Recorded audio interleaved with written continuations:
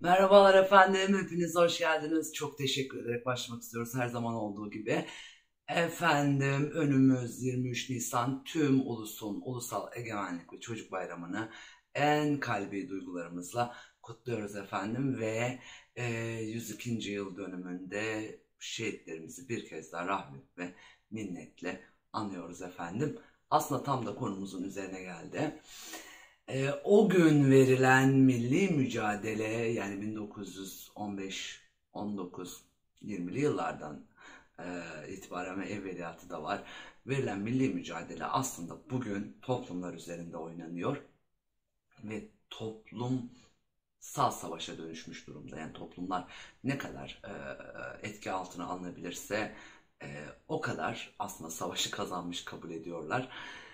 Dünya buraya doğru gidiyor aslında. Yani toplumların üzerinden aslında kurgulanıyor birçok şey. O nedenle biz bunu görmeye, bunu göstermeye ve bunun e, temelini irdelemeye çalışıyoruz elimizden geldiği kadar. Ve efendim bugün geldiğimiz noktada görüyoruz ki her gün neredeyse bir kadın cinayetleriyle karşılaşıyoruz. Kadın kıyımıyla karşılaşıyoruz efendim. Şimdi bunun birden fazla nedeni olduğundan her fırsatta söz ediyoruz. Nedenleri tek tek irdelememiz lazım ki doğru sorunu ortaya koyabilirim. Sorunu doğru ortaya koyabilirim ve sonucunu da doğru şekilde tartışabilelim efendim. Şimdi iddia şu, geçmişte işte kadına karşı bir suç yok muydu? Kadınlar çok mu iyi şartlarda yaşıyorlardı da bugün başladı aslında. Ya tabii ki öyle değil. Yani bu bugün başlamadı. Evveliyatı mutlaka var. Burayı doğru değerlendirebilmemiz için efendim öncelikle kadın cinayetlerini ikiye ayırmamız lazım. 2000 öncesi, 2000 sonrası. 2000 öncesi daha çok işte bizim bir önceki neslimiz, burada da yazdım, 1940'lı, 50'li, 60'lı ve 70'li yıllar. Özellikle işte 1946 ve 63 arası, 65 ve 79 arası, 2000 öncesi şiddete maruz kalan e, grup diyebiliriz. 2000 sonrasında öldürülen kadınlar daha çok 80 doğumlu. 70'liler de var içerisinde ama ağırlıklı 80 ve sonrası kuşak bu duruma maruz kalıyor. Bu iki kuşak arasında da farklılıklar var. Yani dolayısıyla da iki kuşak arasında farklılıklar olduğu için cinayetlerin arasında da farklılıklar var. Ki keza Türkiye'de 2000 yılından itibaren kayıt tutulmaya başlandı ve artı bir şey daha söylemek istiyorum. Bu sadece Türkiye'nin sorunu değil, dünyanın sorunu. Yani dünyada kadına karşı uygulanan bir şiddet söz konusu ve bir toplumsal baskı söz konusu. Ve her bir ülkede aslında farklı farklı tezahür ediyor. Nitelik olarak değişse de, nicelik olarak değişse de aslında temelde aynı. Türkiye'de ise 2000 öncesi durum çok farklıydı. 2000 öncesindeki 1946 ve 63 kuşağı daha çok işte tüm dünyayı saran o özgürlük hareketinin başlangıç noktası aslında bu tarihler. Dolayısıyla hatta birçok ünlü edebiyatçı da bu tarihte çıkmıştır. Ünlü şairlerimiz bu tarihte aslında kendini göstermiştir. Bu tarih doğumlular. Ardından gelen 65 ve 79 kuşağı belirli bir disiplin çerçevesinde yetişmiş, sabırlı, otoriteye saygılı, daha çok kariyer yapmaya odaklı, para kazanmaya ve kariyer yapmaya odaklı bir nesil aslında 65 ve 79 arası. Şimdi 80 sonrası durum değişiyor. 80 sonrası renkli bir dünyaya geçiş var. işte renkli televizyonlar, küreselleşmeye başlayan aslında ilk kuşak 80 kuşağı bizim kuşak. İlk küreselleşmeyi gören kuşaktır 80 ve 95 arası. Özgürlükçü bir kuşaktır, sabırsız ve sadakatsizdir aynı zamanda da. Renkli televizyonla dediğim gibi tanışan ilk kuşaktır. Sonrası yani bugün Z kuşağı denilen kuşak 95 ve 2015 arası olan kuşak. Şimdi bu kuşakla ilgili kuşağıyla ilgili konuşuluyor, çok fazla cümleler kuruluyor. Yalnız henüz neyle karşılaşacağımızı çok fazla bilmiyoruz. Çünkü özellikle 80 ve 95 arası doğanlar 2025'te bütün iş hayatına hakim olacakları görünüyor. Siyasetten sanata, birçok basından, her alanda aslında biz 80 ve 95 arası kuşağı göreceğiz artık. Şimdi burada 2000 öncesinde kayıt tutulmadığı için vardı kadına karşı işlenen suçlar vardı ama basına yansımadığı için görülmüyordu falan gibi iddialarla savunulmaya çalışılıyor bazı şeyler. Ben öyle olduğunu çok düşünmüyorum. Çünkü 2000 öncesi kuşak, yani 2000 öncesinden bahsediyoruz, işte 2000, daha doğrusu 80 kuşağından önceki kuşaktan bahsediyoruz. İşte bu 60, 45, 50, 60 ve 70 doğumluların yaşadığı dönemde bayağı sıkıntılı bir süreçti aslında. Yani kadının o süreçte dövülerek terbiye edilebileceği öğretilmişti o kuşağa. Ve eğitim çok problemliydi. Hatta birçok kişinin, özellikle 60 öncesinden bahsediyoruz, okuma yazması dahi yoktu kadınların. Ciddi bir eğitim ile ilgili mücadele verilmişti o süreçte. Dolayısıyla o dönemin şartları çok farklıydı. Var mıydı dersek evet vardı. Şunu duydum efendim, şunu dinledim. Yani bu çalışmalarımız kapsamında bu kuşakla sohbet ettiğimizde dinledim ben bunu. Bir yaşamış kişilerden dinledim aslında. Kadını ineklerin yaşadığı, ahır dediğimiz ineklerin yaşadığı ortama getirip ineklerin bağlı olduğu o bağ dediğimiz bağ bağlayıp döven iki vaka dinledim. Ağır vakalar bunlar ama bunu dinledim. Çok yaygın olmamakla beraber böyle iki vakaya rastladım. Şimdi o dönem dediğim gibi işte kadının dövülerek eğitebilebileceği öğretilmişti topluma. İlaveten aile geniş aile şeklinde yaşadığı için işte ailenin yanında yapılamıyordu bu çok fazla. Ki orada da çok farklı nedenleri vardı. Çünkü hani burada aslında o dönemde kadına uygulanan baskı sadece erkek baskısı değildi. Kadının kadına uyguladığı da bir baskı ve otorite vardı. Kayınvalidenin işte geline uyguladığı baskı gibi. Bu da detaylandırılması gereken bir konu aslında. Dolayısıyla hani oradaki o kavram farklı. Yani orada yaşanılan farklı. Oradaki öldürülmenin aslında niteliği farklı. Dolayısıyla da onu bugünle kıyaslayamayız. Yalnız şunu da dinledim bu yaşlı ninelerimizden, dedelerimizden, abilerimizden. Bir pişmanlık da var, yani cehalet vardı kızım, bir şey bilmiyorduk, işte askere gidiyorduk, bir şey öğreniyorduk. Onun dışında ne kadın bir şey biliyordu ne erkek bir şey biliyordu. Çok okuma yazma da yaygın değildi. İfade edilmiştir bana.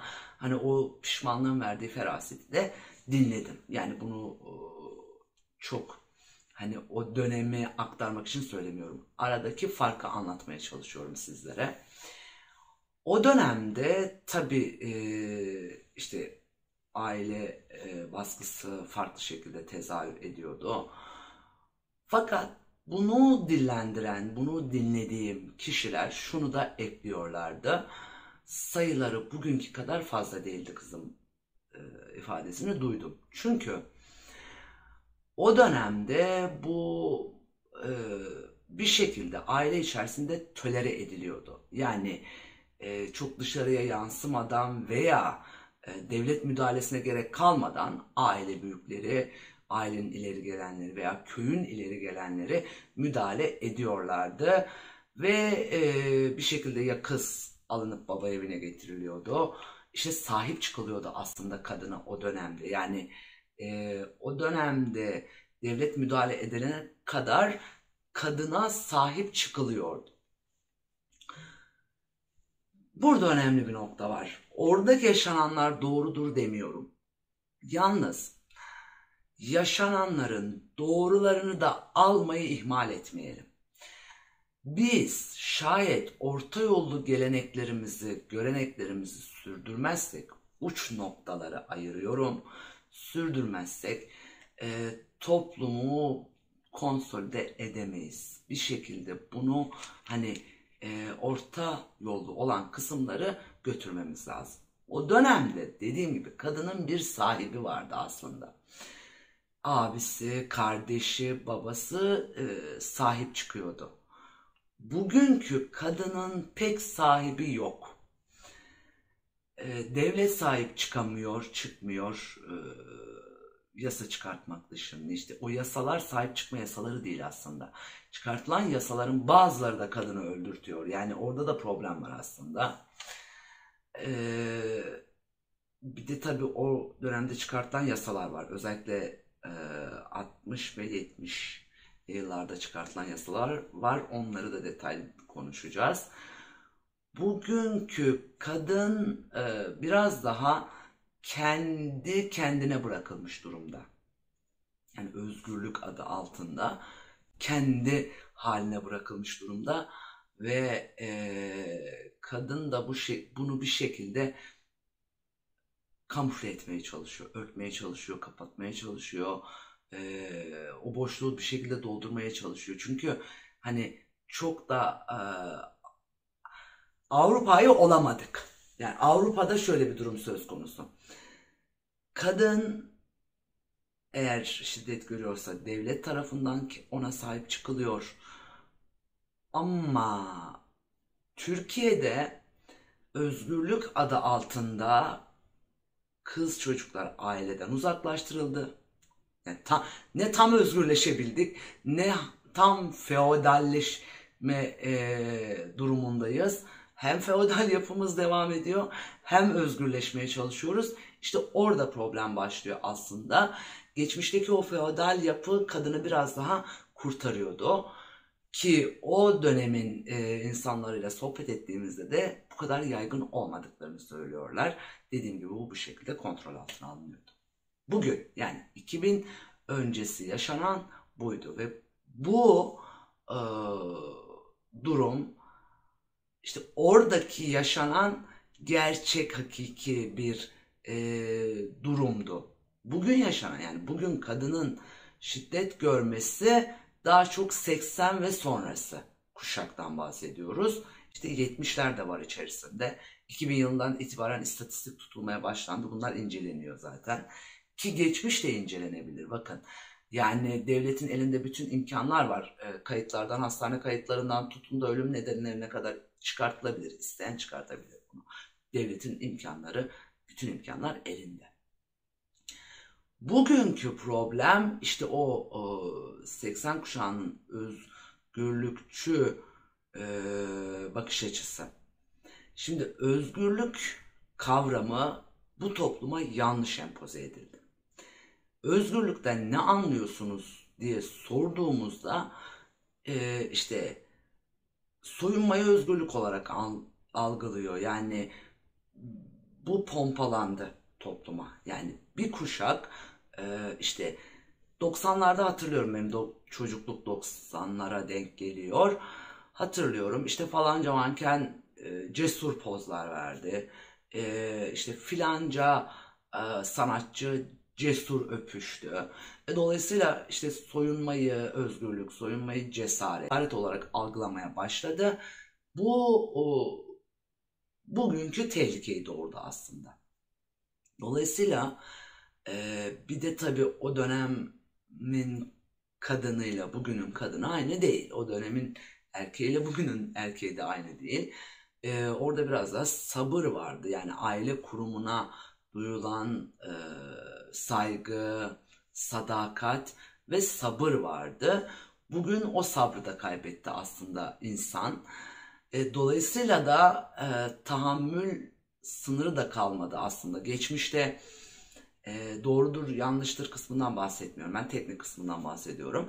Geçmişte işte erkek evine ne getiriyorsa onunla idare ediyordu. Ama bugün öyle bir şey kalmadı. Dolayısıyla da geçmişte yapılan hatalar aslında kadını bugüne hazırlayamadı. Toplumu bugüne hazırlayamadı. Hazırlayamadığı için de çıkartılan her yasa demeyelim de her yasanın bazıları bu sefer toplumda ters tezahür etmeye başladı. Bunun sonucu karşımıza kadın cinayeti olarak çıkmaya başladı efendim.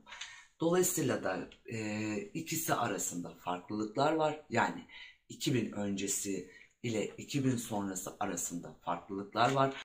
Ağırlıklı olarak bugün uygulanan şiddetin temelinde o gün yapılan yanlışlar, o gün yapılan hatalar da var. Artı tamamen her şeyi o günlere bağlayamayız, her hatayı o günlere bağlayamayız. Artı eğitilmemiş topluma yanlış yerde yanlış yasalar uygulandı. Dolayısıyla da insan bir şekilde o duygu durumunu tepki ve aşırı tepki olarak ortaya koydu.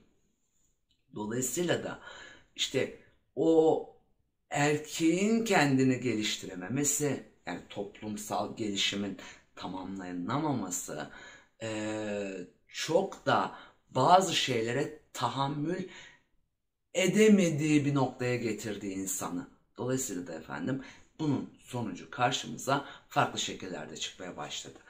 İşte geçmişi çok irdelemeyeceğim. Çünkü geçmişte çok daha farklıydı bu konsept dediğim gibi ve bu kadar yaygın değildi. Bugün başka bir şey var. Bugün bu kadar yaygın olmasının farklı nedenleri var. İşte onları konuşmaya ve irdelemeye devam edeceğiz efendim. Bizimle kalın, hoş kalın, hoşça kalın.